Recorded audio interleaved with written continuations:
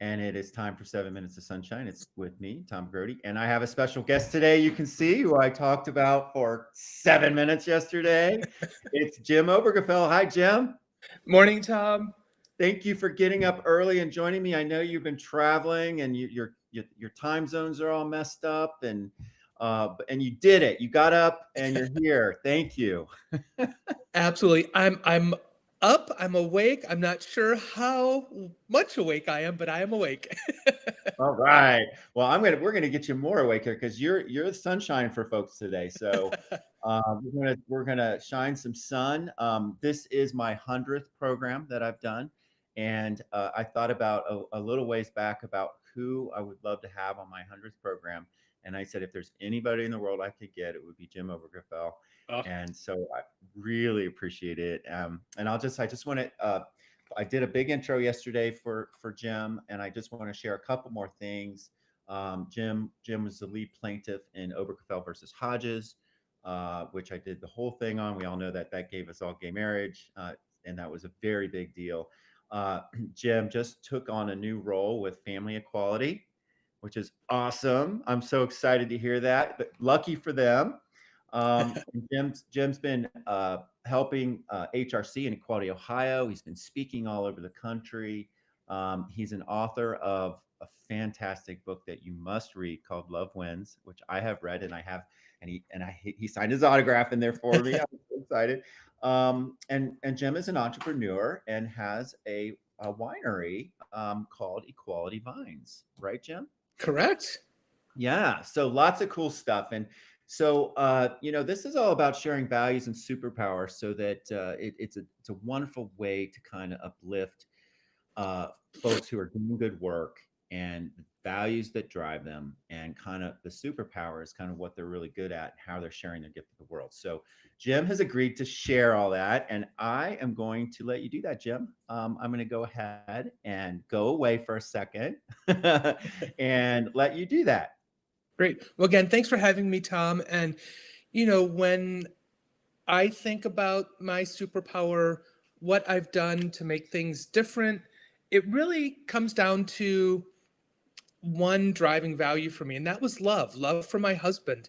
The top right picture was when John and I returned to Cincinnati after getting married on the tarmac of a Baltimore airport. And we came home to Cincinnati not expecting to suddenly become plaintiffs in a case against the state of Ohio to make sure our marriage mattered, that it existed. So for me, the past 7 years have really been transformative, but it's all because of my love for John and my desire to fight for him, to make sure I lived up to my promises to love, honor, and protect. Never in my life did I think I would end up at the Supreme Court. Never in my life did I ever dream I would receive a phone call from President Obama. But those things happened because I loved John and I was willing to fight for him. Even before the Supreme Court, it was all about caring for him as he was dying of ALS. That's what I promised to do. Even before we had been able to get married, I made those promises to love, honor, and protect him. And I had to do that. And that included being his full-time caregiver when he became bedridden because of ALS.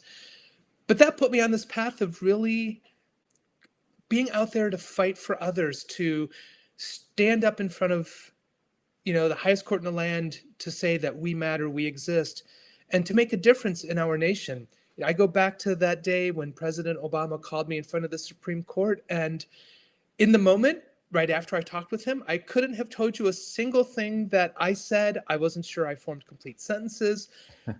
But the only thing I remember is that he said something along the lines of, "Thank you, Jim. You and your husband made the world a better place today." And that's an amazing thing to hear from the president, someone you respected and admired as much as I did and do. And becoming part of that fight and realizing that one, two people, a group of 20 plaintiffs that I was part of really can make a difference in the world. I realize that's something I have to keep doing. So for me, I hear over and over again when people have the chance to meet me, which I still find funny that people get excited about that because I'm just Jim. I'm nothing special. But I hear over and over again from people I've met, people I've worked with, they love that I'm just a normal person. They love that I'm authentic. And I honestly don't know how to be anything other than who I am. I've never been one to pretend to be different, to be better or more important than someone else. So authenticity is really important to me, and I think that's something we should all strive for, just to be exactly who we are and to be proud of it, proud of that, to be willing to do that at all times. And I think something that is also really important in our world is empathy. And for me, as my fight for civil rights has expanded beyond just being focused on marriage equality or being focused on the LGBTQ plus community, I find that empathy is vital for me because I can empathize, even though I can't truly understand what people of color go through in our nation. I can certainly empathize with the feeling of being targeted, the feeling of being treated less than. And empathy, I think, is so vital every moment of our lives to always be thinking about those other people, someone else, and to try to understand what it is that they're going through and what they're experiencing. Empathy is such a great power. And that's what allows me to fight for others, not just myself. And really, for me, it comes down to, as I said, fighting for love, fighting for the most important person in my life. And because of that, because I loved him and I was willing to fight for him, making a difference in our world. And that's also part of why, as you mentioned, Tom, Equality Vines. It's a wine label that supports equality for all. So we have wines that support LGBTQ rights, women's rights.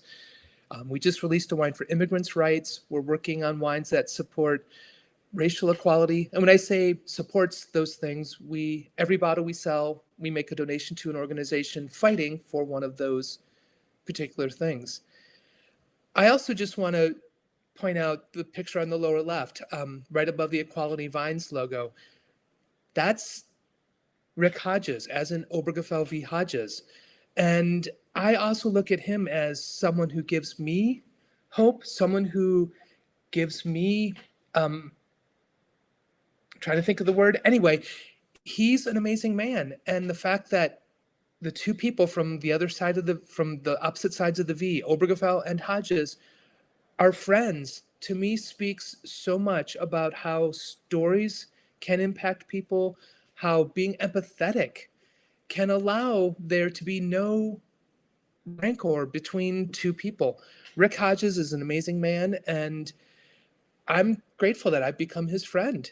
And he loves to do events with me at Equality Ohio, talking about our friendship and our relationship and how we could help make a difference together. Even though we are on opposite sides of the V, he makes a difference by talking to others about how he is on the side of marriage equality, how he's on the side of equality for all. So he honestly has become somewhat of a hero to me for that. But it's because he's empathetic. He is authentic. He is absolutely authentic, and that comes through when you meet him. So he's another person I just think the world of. So Jim, that's my Jim, superpower, I guess. Jim, that's amazing. How you kind of ended that with Hodges. I mean, that's amazing. I talk a lot about they are us. They are us, meaning, we're all in this together, and there's just folks are always trying to do an us versus them. Right. The media, social media, and we're supposed to hate people, right? Hate them and feel better about ourselves. And that is that's really speaks that's one of the most powerful stories of here you were on the opposite sides of the Supreme Court for marriage equality for the entire country, and you forged a relationship. Right. um wow. It surprises people. They're always stunned when they learn that, when they see us together. And we've been on stage together at events, and it just blows people away because they don't expect that. And it seems to me that story in and of itself is worth a book. I've talked to Right? him about that.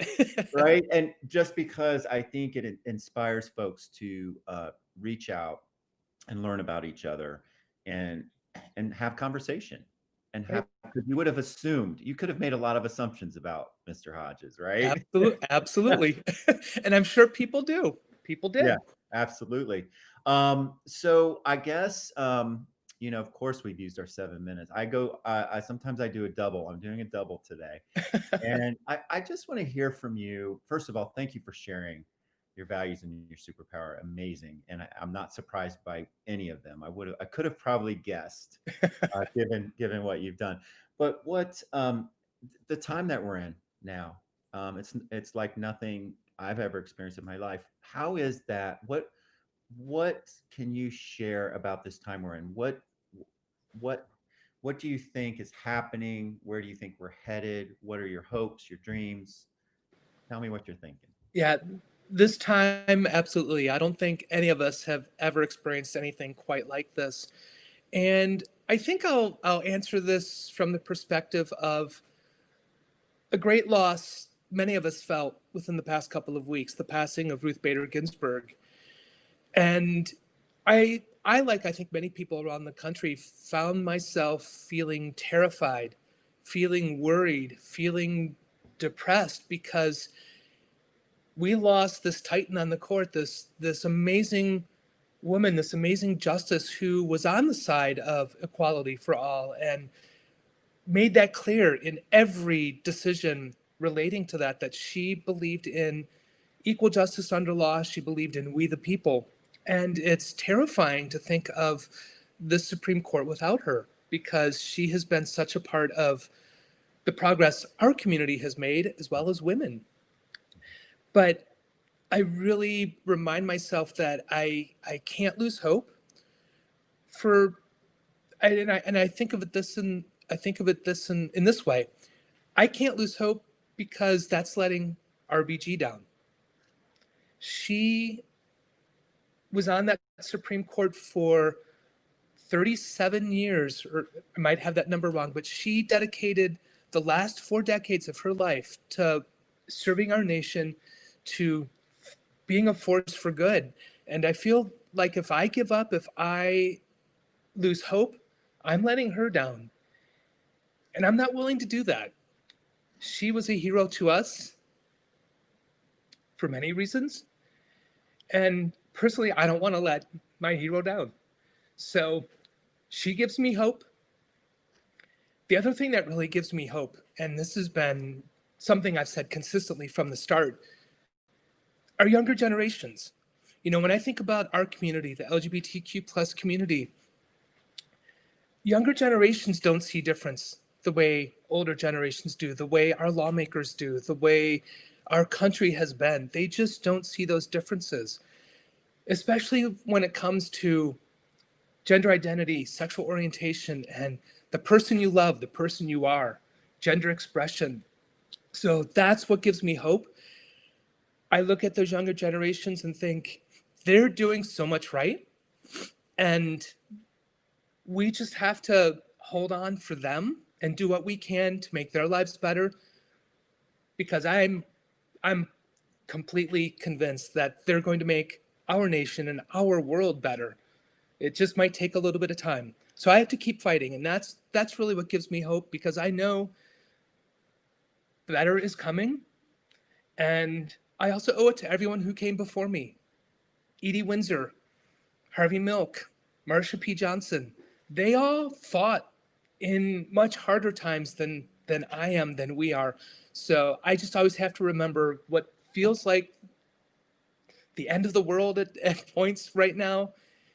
It's been worse for others in the past. So hope we will get through this. Things will get better. So that's really how I make it through these times right now. And also just the love of family and friends. It's amazing how much that can do to help you get through anything. Jim, that's beautiful. Thank you. Thank you for all that you've done. Thank you for fighting for love. Love does win, but you have to fight for it, right? Exactly right. It has to be, it's not passive, it's active. And Yes. you're a living example of that. And you know what I love so much. I've loved what you've done, and obviously, I mean, I'm married today.